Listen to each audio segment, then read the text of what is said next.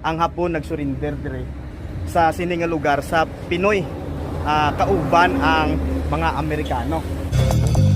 Taga Negros taya, damo di tiyada. So alright mga koys, mayang hapon sa tanan, no? Especially sa nagatanaw karon sa sining video. So for today's video mga koys, kay may-ari ko na naagyan nga isa ka monumento, no? Nga diri makita sa sa party sang Sambuanguita kag kung gibasa kung ni siya nakabutang diri isa ka Filipino-American Japanese World War II Peace Accord Shrine. So bali mga koys, isa gali ini ka shrine diri, no?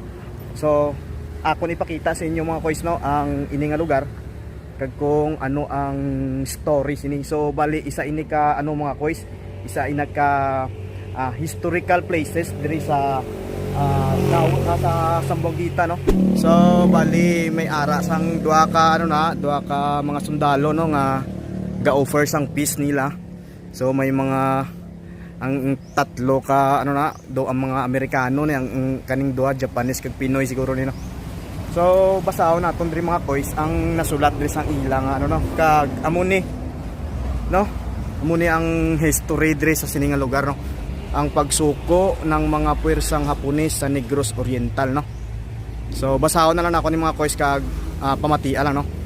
Naitaboy ng mga gerilang Pilipino ng 73rd Division Provincial sa ilalim ng pamumuno ni Major Severino Galvez ang mga trupang Hapones mula sa kanilang mga garrison sa iba't ibang bayan sa Katimugan, kasama na ang Sambuanguita.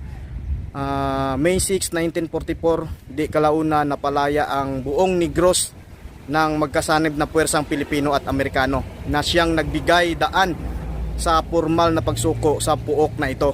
So bali ang ini nga lugar mga koys, diri gali ang lugar nga kung sa diin nagsuko, no.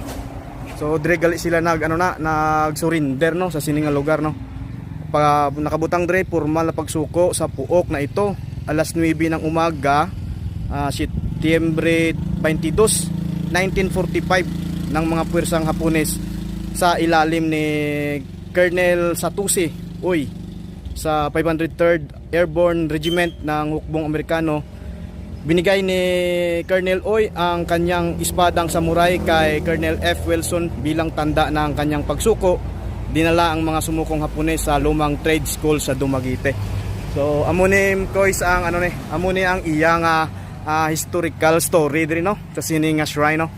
So bali amuni ang lugar nga kung sa diin nagsurrender ang mga Hapon. So mismo sa sining nga lugar, no, kung diin ninyo makita ang ini nga monumento mga koys, diri mismo sila nagsurrenderay, no. Ang Hapon nagsurrender diri sa sining nga lugar sa Pinoy, kauban ang mga Amerikano. So muna nga ginatawag diri nga Filipino-American Japanese World War II Peace Accord Shrine.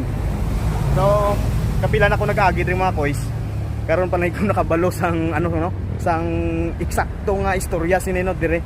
So akong gigihapit kag i-share man sa inyo, no. So amo na makita niyo sa palibot mga koys. So isa ka mura gamay lang nga plaza, no. Kag at least, no, pag makita mo ni mga koys, madumduman naton ang kaagi sa mga Pilipino sa panahon sang World War II sa kamot sang mga Hapon. So ayo pinakuha kamo diri nga nga pagtulon or leksyon kag facts sa sininga lugar. So diri lang takutok, ako si Rolin Taylaran, taga Negros taya, damo di tiyada. Bye bye. Taga Negros taya, damo di tiyada.